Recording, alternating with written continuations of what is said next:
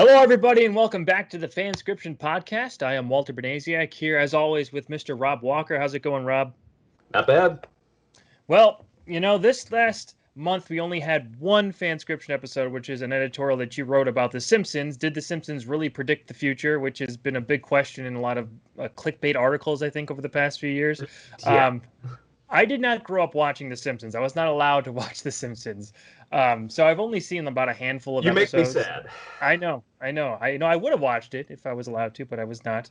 That and Ren and Stimpy and a few other shows that were cut off when I was younger. But you have a pretty good knowledge of the early Simpsons, at least the first 10 seasons, as you talked about. So I wanted to talk about some of your early memories of The Simpsons and where do you think it holds up culturally now?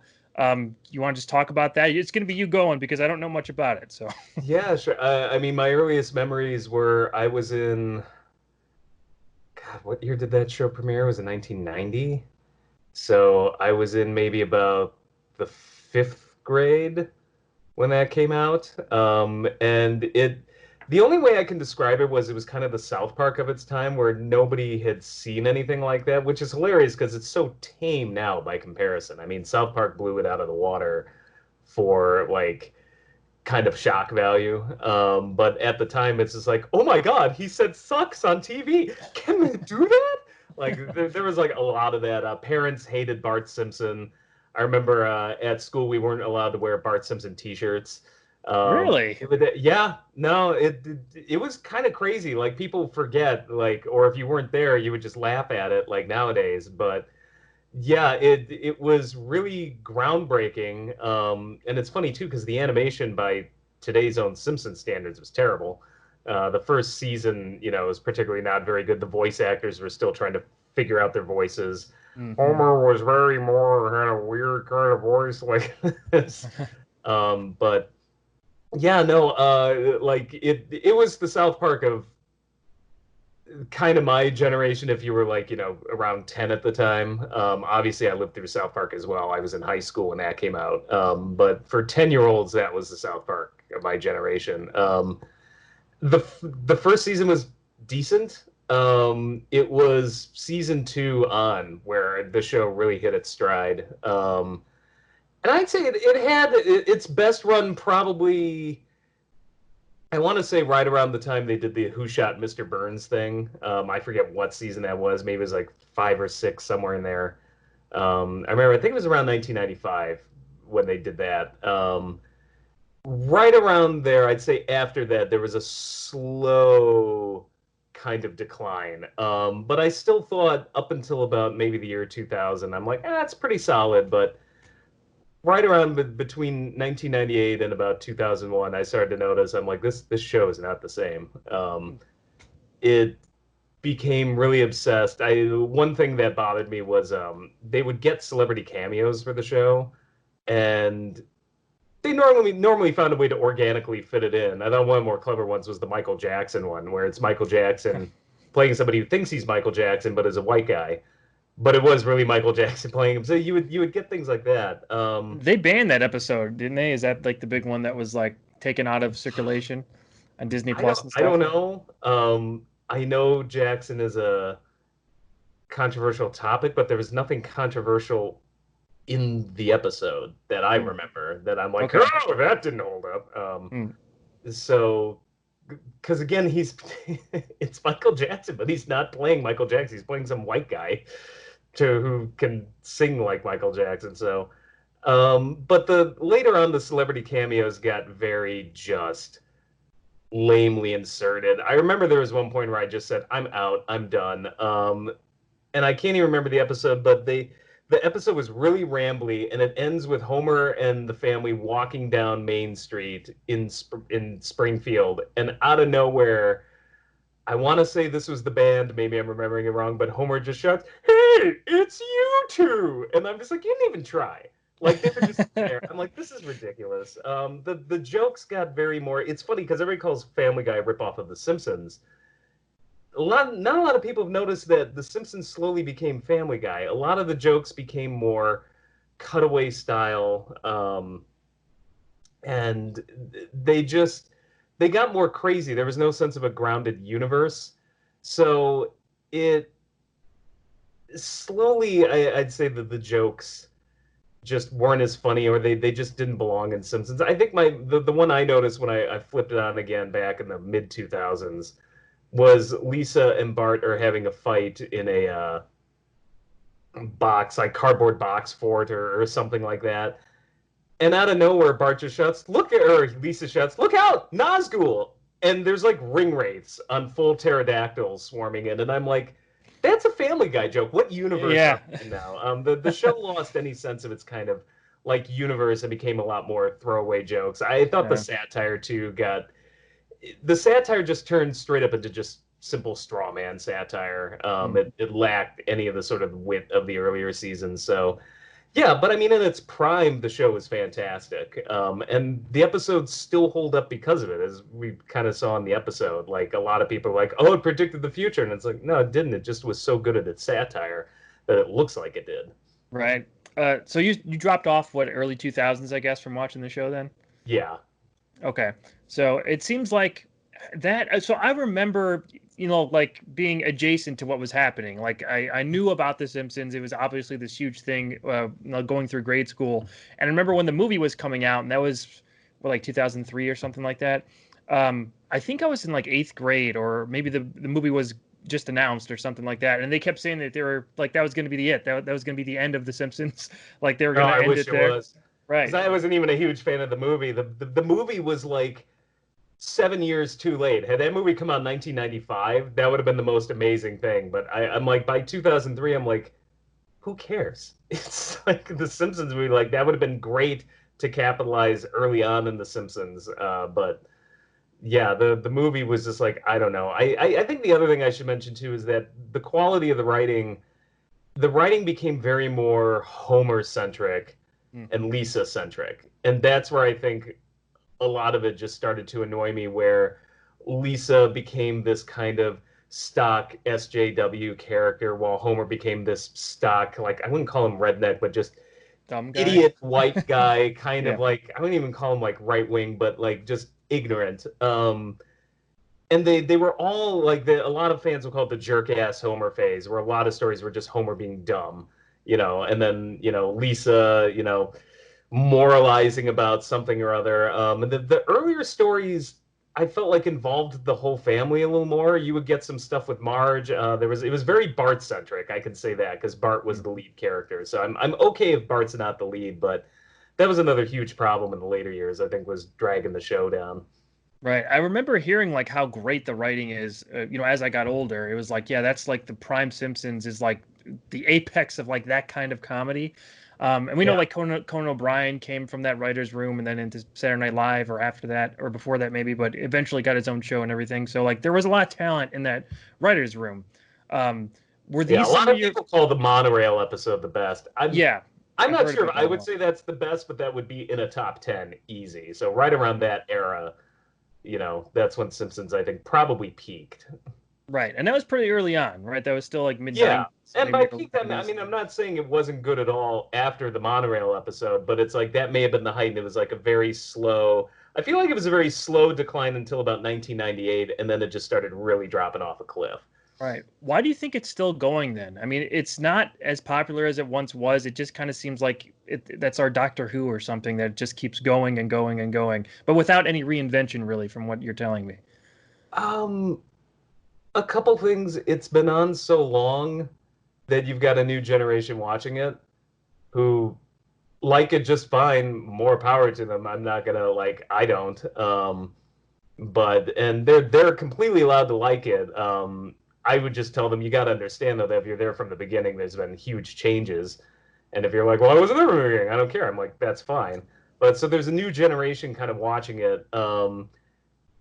Animation is much more popular now than it was back then. This was a huge novelty back then. Now animation is kind of popular, so I think part of what helps it out is it's always on. It's kind of like those reruns of Seinfeld, where at any point you can flip on cable and you'll find Seinfeld somewhere Hmm. running on either some kind of retro station or TBS or in syndication. And so The Yeah. Simpsons always feels like it's on somewhere. Um, I th- I think the combination of all those things probably keeps it going. And it is a show like South Park where they do a lot of satire, so they do keep it kind of fresh in that way. I just don't think the satire is anywhere near as strong as it once was.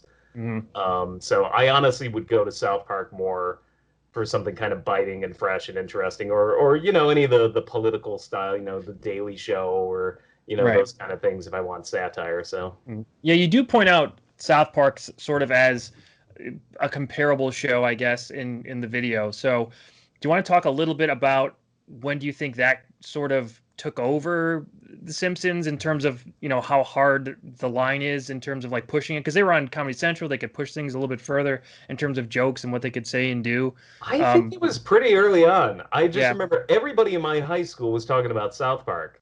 Mhm. I had to warm up to it because, and watching it, I'm like, maybe I'm crazy. Maybe I need to go back and watch like season 1. And I did, and I'm like, no, this really wasn't that great. Like, I think it was just like season 1 of The Simpsons. I think people were responding to the shock value of it.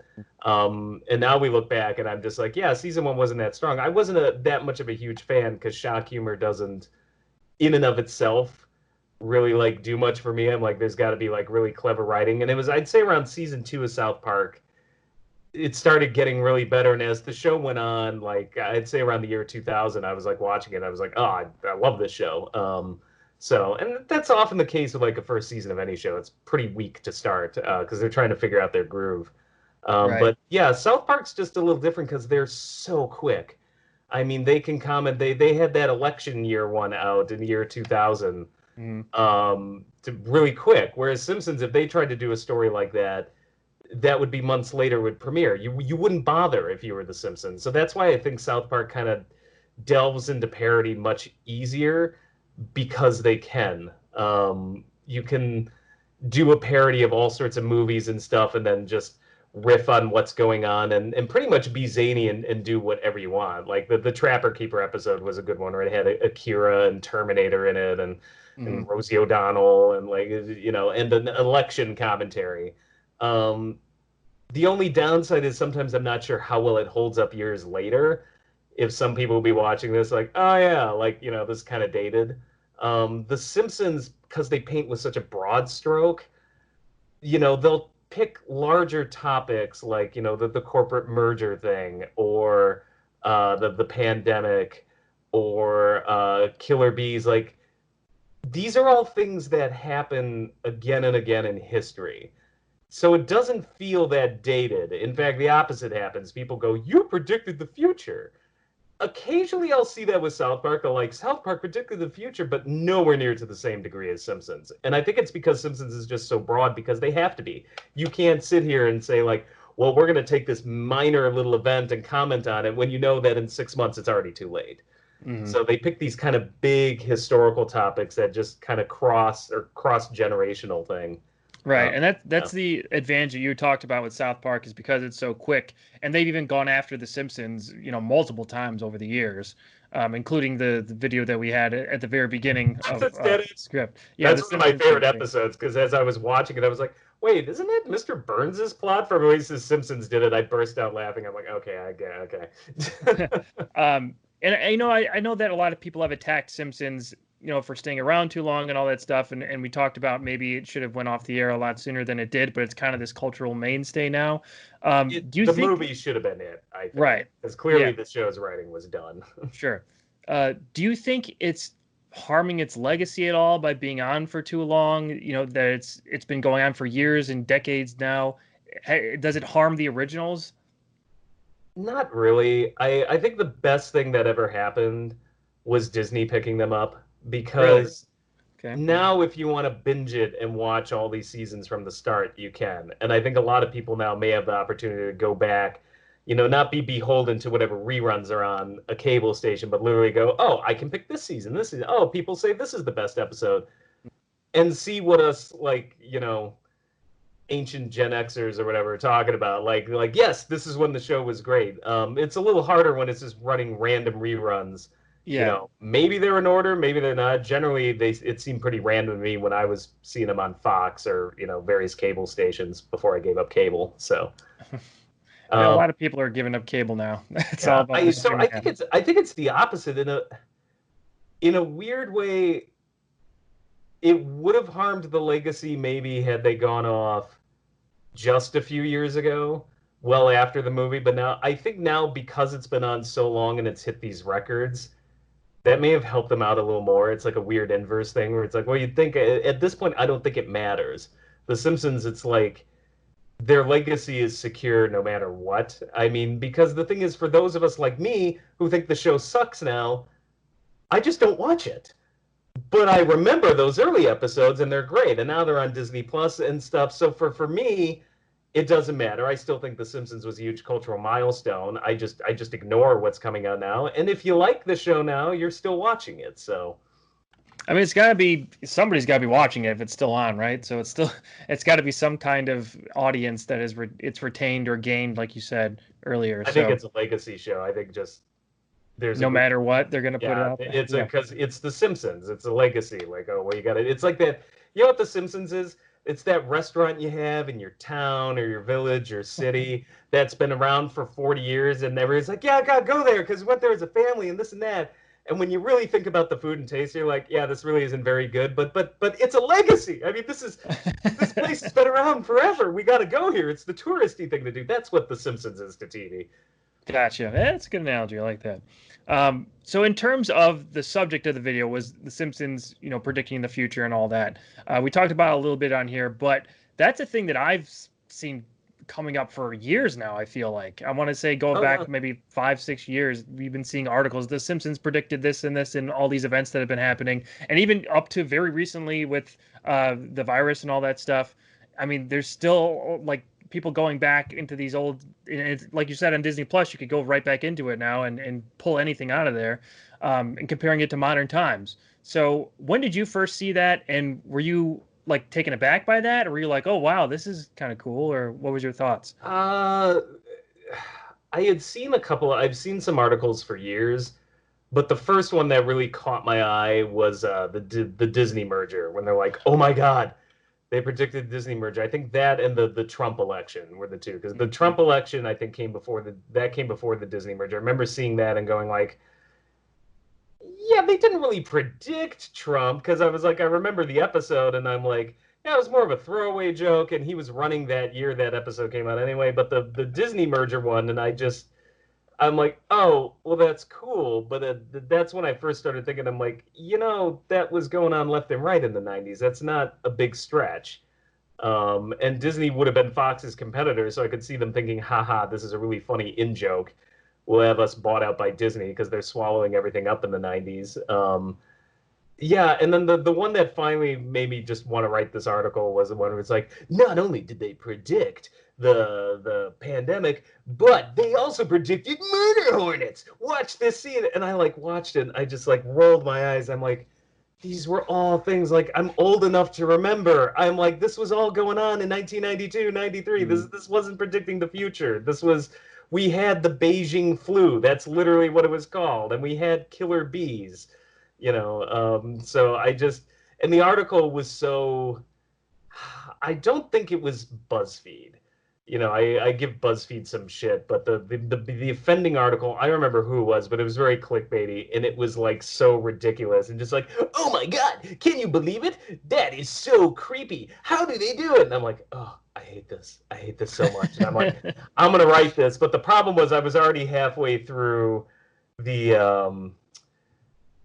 Onward editorial. Yeah. So Rogue One editorial. So I'm like, damn it. I'm like, all right, I'll save it for next month. I've seen it, like I said, for years now, and it seems like, especially with the Trump stuff that they show, they're very misleading with those articles, because it's like, for one thing, they're showing pictures from episodes later. That's what I was saying. It's like, oh, they're showing like back-to-back things of like Trump, like he's animated and stuff in The Simpsons with like the same, Make America Great Again, symbol on his podium or whatever. I'm like, oh, episodes that ran after Trump announced. Right. I was like, oh, and then I watched the episode, before editing this, and I was like, oh, they just mention him like really quick. They just say President Trump. They don't ever show him as president or any of that stuff. Somebody in the comments was talking about, then how do you explain this? And it's that image of Trump going down the escalator, and I'm like, that was not the episode in question. That was not from 1998 or whenever that was just recently. I just can't. That's what's been People on the confusing internet. about. Right. That's what's been confusing about these articles is because they're showing things from later They episodes use saying recent that pictures, yeah. right. Or they'll show pictures of the episode with Trump in the White House. I'm like, that wasn't from that episode. Oh my God, never mind. Like, yeah, it could be hard to explain to someone like me who hasn't seen the show. I just always assumed like, oh, they really. I mean, that's kind of weird. no, But I mean, you saw the episode now. It was just a throwaway line. It's just yeah, like after President Trump bankrupted the country, and I'm like, in the year 2000 when that ran, Trump was running. He wanted Oprah Winfrey as his running mate. He had Jesse Ventura. Like, any writer could have gone like, okay, it's the future. What's the craziest thing we can think of? Just look out your window and Trump's running for president. What do you think? It's like, no, they predict that. I'm like, no, it just was what made sense for the joke. The fact that he would bankrupt the country is completely sensical because he had already gone bankrupt a couple times by that point. So, yeah, it's not rocket science. Right. It was a good history lesson because I didn't know Trump ran for president before this and all that stuff. So, oh yeah, he's been around for a while. right. I mean, I know he's been in the entertainment world and all that. He's been Yeah. in the public zeitgeist, I guess, for a really long time, since like the early 90s, I want to say. But in terms of like, running for office or anything, I just thought he just came out, and won it all, Rob. So, Well, I think the other reason I wanted to do this was just to show how history repeats itself. yeah.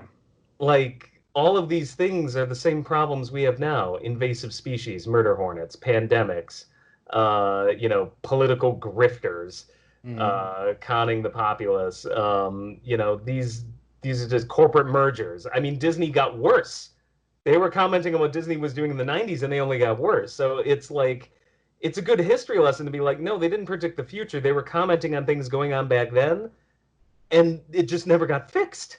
Right. Like, that's what satire does, is to point out the lunacy of things going on in society, and it never got fixed. It just stayed the same or just got worse. So, right. That's what happened. Yeah, I mean, there's not really too much else to discuss with the future stuff because you covered it so well in your video. I mean, you really did a lot of good research on that and you found these old articles and stuff. So, I mean, if you guys haven't seen that yet for whatever reason, make sure you watch that one because Rob did a really good job in terms of researching old articles and finding all this this sort of parallel news stories to things that are happening now and debunking all that stuff. And I know those 3 episodes aren't the only ones that people point out because I saw that in the comments. There's plenty more, but those were the 3 biggest ones I always see cited. And some of the other ones, they're just too stupid to comment on. My favorite was like, did you know the Simpsons predicted smartwatches? And I'm like, yes, because nobody from Dick Tracy to Penny from Inspector Gadget, nobody has ever had that idea to Star Trek. Like, it's ridiculous. And then others were just, they were so low key or just so kind of coincidental that I didn't even think they were worth commenting on. They tend to be the filler ones, that end up in the list. But those were 3 big ones where I'm like, okay, no, if you showed that to somebody, they're like, wow, who could have predicted Trump? Because we forgot that he ran. Or like a lot of these writers who even make these lists are so young, they weren't around or they were 5 years old. If you're my age, you remember. But if you're a newer fan of The Simpsons, you'd be like, that's amazing. But this was all going on. So, right. I guess just to change the subject just a little bit, what are some of your favorite episodes of that show that you would point to get people into it who've never seen it before?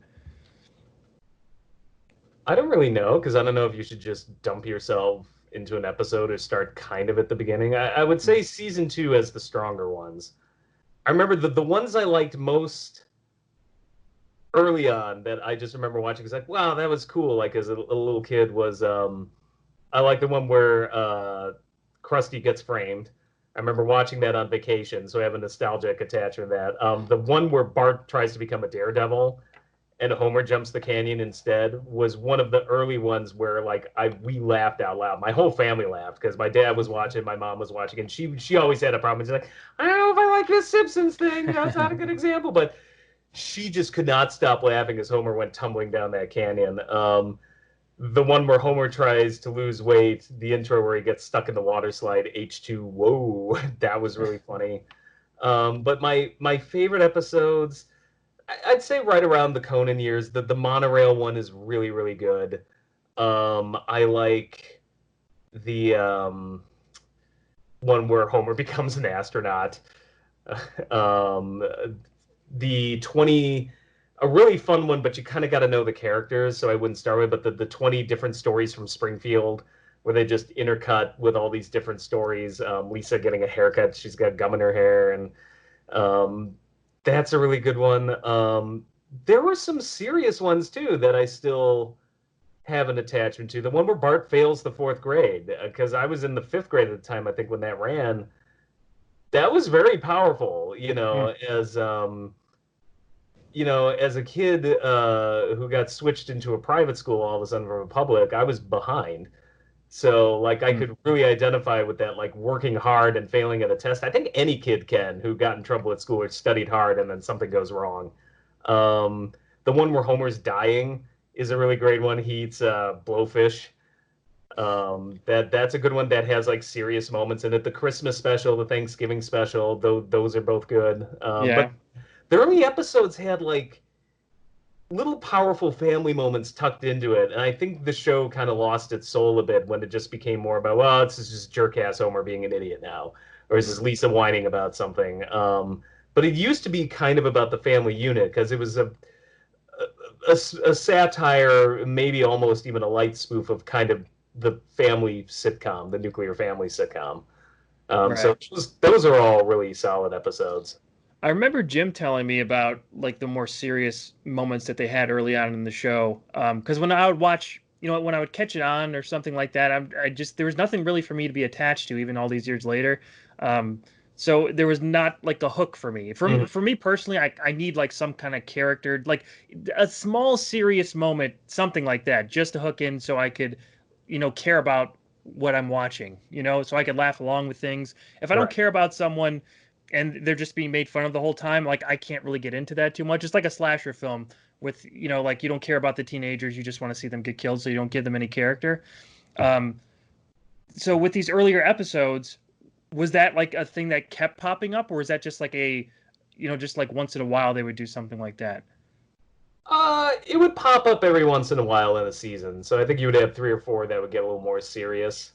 The one where Homer loses his hair was another really good one. They had the first like kind of gay relationship because I think, Really? yeah, I think that the character was clearly maybe not in love with Homer, but I don't know. Like I'd have to see that episode again. It's been so many years, but yeah, I always remember my mother told me never to kiss a fool. You kissed me. Yeah, there was like something kind of going on there. I'd have to see it again. Because that one has been more than like it's been like a decade and a half since I've seen that one. But yeah, that was a good one. They all a lot of them revolved around. I'd say the early years were very Bart and Homer centric, and then a lot of times they were Homer Marge centric, like working on their relationship. And then the Lisa ones was about Lisa trying to discover kind of herself. I love the one with Bleeding Gums Murphy, the jazz artist that she kind of learns from, and then well, I won't give away spoilers if we're talking about episodes people should see. This is all So on Disney Plus, so like anybody who's yeah, listening or go watching check to it this. out. Lisa, one of my favorites, one that they're getting free cable, and Lisa, because of like the example that their parents said, like never steal, never do this, like flips out and thinks the whole family's going to hell. Like that was the other thing. They were Christian. I don't know if that's still something that's ever commented on, but because you had Reverend Lovejoy, but they were trying to set an example for their kids, and it backfires because Lisa just throws this conniption fit, thinking like we're all gonna go to hell because we're stealing. And Marge steals one grape, and Lisa's like, "You have to report that. You can't just steal grapes." She's like, "All right. Can you charge me for two grapes?" I'm sorry, what? Can you charge me for two grapes? Two grapes, ma'am? Who cares? Can you just do it? Okay. Yeah, I need a price check on two grapes. Yeah, did you hear me? Two grapes. Like Lisa's like all like, "Thank you, mom," and Marge's like, Ugh. So, yeah, yeah, there was a lot of great commentary in like the early episodes. That was more, you know what it reminded me of? It was more like, because I would say King of the Hill is like kind of a commentary on like that sort of Texas kind of right of center culture. The Simpsons maybe was a little more like left of center with that, and it was very much just a family unit and a kind of commentary and things around it. It was very grounded compared to what it's become now, where it's just kind of a Family Guy style, anything goes when it comes to the jokes. Right. Who is your favorite character? When I was a kid, it was absolutely Bart. Um, I, as an adult, I like all the side characters. Like they really made like Burns and Smithers and their ambiguously gay relationship. I love you, sir. What? In those colors, I mean. Oh, who was I kidding? The boathouse was the time. I love Martin's another great one. Howdy, gents. Comic book guy. Reverend Lovejoy in Flanders. I love that relationship of, because any pastor or priest can tell you that happens in real life, where you get the one that's so religious that they won't leave you alone. I remember when Flanders found out the Simpsons kids weren't baptized, and he calls like the Reverend up. He's like, Reverend, Oodly, it's the Simpsons doodly. I mean, Oodly doodly doo. And you could just see Reverend Lovejoy rolling his eyes. He goes, Ned, there really are other religions. Honestly, they're mostly the same. Won't everybody stop going to church, and he's pouring gasoline all over the church, going, oh, I never thought I'd have to do this again. And so, a lot of the side characters but that's why like the 20 Stories of Springfield was great, because there were so many of the side characters, and then Cletus, the slack-jawed yokel, all of that, so. I'd have to check out some of these because I mean they're so like well revered by more your generation, like Gen X, when talking to Jim and stuff about it. I mean he like lights up talking about those early Simpsons episodes. So I really gotta go back and do some homework on these, I think. There is I did want to ask you one more question about the Treehouse of Horror stuff, because that's the top 5 episode that we did. Those were all amazing, and that's when I knew the show had finally just gone off a cliff and will never come back. Was I still, even into the late like 2000s, like 2008, 2009, was watching the Halloween episodes. And I finally hit a couple years in a row where I'm like, okay, I didn't laugh once. And I'm like, those were always the absolute best episodes. I'm like, if you can't even do that, I'm out. And that's when I stopped watching Simpsons like altogether for good. Right. Well, I heard they bring in like guest animators, and they really try to make those special even still today. So, and I like that. My only problem with that is we're like, oh yeah, we got Guillermo del Toro and stuff like, and storyboarding this intro, and cool. When that's the best thing you can say about your episode, though, bad. Like it's the intro was great, and then the rest of it, because like I saw the Del Toro one, and then I watched the rest of the episode, and I'm like, no. Like that was my one try to like try it again, and I'm like, it wasn't funny. And those early ones were hilarious. Whether it was The Shining or Nightmare on Elm Street, King Kong, or even like that early one with James Earl Jones reading The Raven. That was really awesome. Cool. Yeah, Ayano did the top 5 on that one. So if you guys want to check that out, the top 5 Treehouse of Horror episodes is on the channel here. But yeah, I think I guess last question then, Rob. Does these old episodes, do they hold up in comparison to, like you're saying, South Park and all these other shows like Family Guy and stuff that spawned it? Is it still like the classic, like you always go back to The Simpsons, like that's the thing you got to watch? Oh yeah. Okay. No, and when I go back and watch some of those I wouldn't go with season 1. I would go post season 1 on through about a 5-year stretch. Absolutely, it still holds up. And it doesn't have the problem of feeling quite as dated. You'll get dated jokes, obviously. But it doesn't feel quite as dated as like some things in South Park that they'll pick on where you're just like, wow, okay, this was clearly made in the year 2000. Like you could tell, like they're commenting on certain news stories and stuff. Whereas I said Simpsons with its broad strokes kind of, skirts around that. But the quality of the writing absolutely holds up. still makes me laugh, like a lot of those classic episodes. And that's not to undersell South Park. I love South Park. And a lot of the other satires have popped up since then. So, but yeah, there is something like Simpsons really paved the way. There just was no animation for adults on TV. And I remember it started an animation block that included some pretty silly shows like Fish Police, I think was one. There was Capital Critters. So a lot of those just came and went. The few that stuck around would be the Critic has a cult following now. I remember the Critic. I Yeah, actually the Critic watched was some of the very Critic. good. That was inspired by The Simpsons, and then King of the Hill was the other one that I think really caught on. But yeah, it paved the way, but it was a long journey to get where we are now. Really, I think, and some credit to both, credit to South Park and Family Guy. I think they were able to capitalize on what Simpsons started. So Simpsons started it, opened the door, and then I think South Park, Family Guy, they pushed the door further open so that you could get that. And then even Groening himself by leaving Simpsons going on to do Futurama. That was another one that was coming out right around Family Guy. So South Park had been on for a few years, but it was, those type of shows, and then Adult Swim, some of the things on Nickelodeon that were a little more adult, like Avatar: The Last Airbender, Okay. that kind of cross appeal. I was gonna say like Ren and Stimpy was. I mean, that's Ren, just Ren, kind of what I Ren and go to. Stimpy would be another one. Rocco's Modern Life kind Yeah, of was Rocco's had that Modern edge. Life.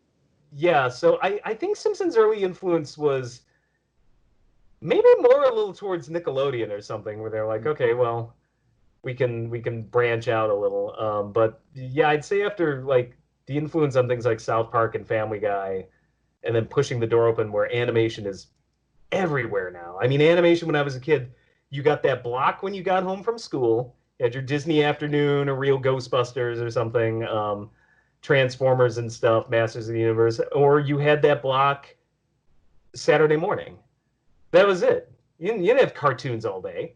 You couldn't even get PBS to do that. So that's what The Simpsons gave us. I think that's their legacy, is that animation is everywhere on TV now. For Uh, sure. and I thank him for it, even if the show isn't as hilarious as it once was. This was a good education for me, Rob. So thanks for doing this one. I'm gonna No definitely problem. check out some of these other episodes. 80s awareness, my friend. Yes, I guess right. it's the early 90s awareness. Yeah, I mean, they started, I think, right in It's like on the Tracy Ullman small show, maybe yeah, late small 89. It's segments. late 80s awareness. There we go. Great. Early 90s awareness. And all this stuff is on Disney Plus. I mean, it is a great thing you're talking about that it's so easily accessible. So now you could just dig in anywhere and start wherever you want. So that's going to wrap it up for this month. It's a little bit of a shorter podcast because we only had one episode. But we will be going back to 2 this month in June. I put up a poll on Twitter because we're kind of unsure about what to do with this month because they kept pushing back Mulan and the re-release of Inception and Tenet. Everything keeps getting pushed back. So I'm going to hold off on some ideas I had for those. And I put up either a sequel to Scar, what if Scar raised Simba in the Lion King, which I did have some ideas for, or what if Christian Bale was in Batman v Superman, and the Christian Bale and Batman v Superman won by a pretty large margin. So that's what we're going to be doing for the regular. And because they voted on it, Walter, you can't bail out on it. No. I'm just going to yell at the end of the episode. Where is she? So there are some interesting backstories with Christian Bale being involved in Batman v Superman. Apparently, they offered him to be in it before they completely rebooted everything and brought in Ben Affleck and all that stuff. So I'll be talking about that. Yeah, I mean, it wouldn't have.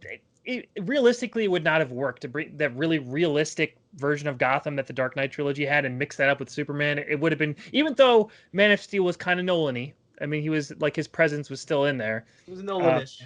Right, but it wouldn't have meshed all that well. So I'm going to have to really do some fandangling to really try and make this work. But I do have some ideas. It should be pretty interesting. So stay tuned for that. In a couple weeks, they'll be out here. Rob will be back with another editorial towards the end of the month. So make sure you tune in for that.